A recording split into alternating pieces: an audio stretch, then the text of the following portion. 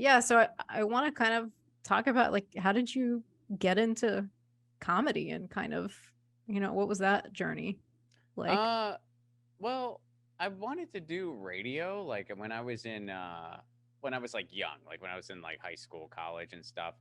I was really into music as a kid and I played in some like punk bands when I was in high school and whatnot, but nothing like really serious.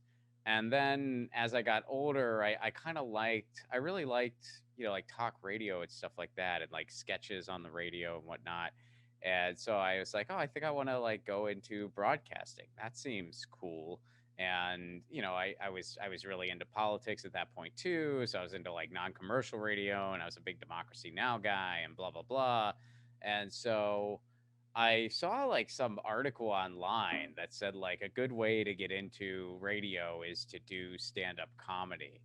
And I kind of thought like, okay, I mean that's kind of like playing in a band, I guess. I could try that. And so I tried it and I had no idea. Like I was kind of one of those people. I wasn't like a comedy fan per se. Like I mean I knew some of the obvious, like I knew Carlin and I knew like Bill Hicks and but outside of that, I didn't know much about like the stand-up comedy world. I didn't know how it worked. I didn't know, that being a road comic was a thing. Like I didn't know any of that. And so I just went and I tried stand up not knowing anything about it and it was as terrible as you would expect it to be. Like I didn't even realize you had to write jokes ahead of time. Like I didn't know that. So it was like atrociously terrible. Um but I really got a rush out of being up there despite how terrible it was. So I decided to try it again. And the second time, I wrote jokes ahead of time and it went a lot better. I was like, "Oh, I think I really want to do this. I think I can do this."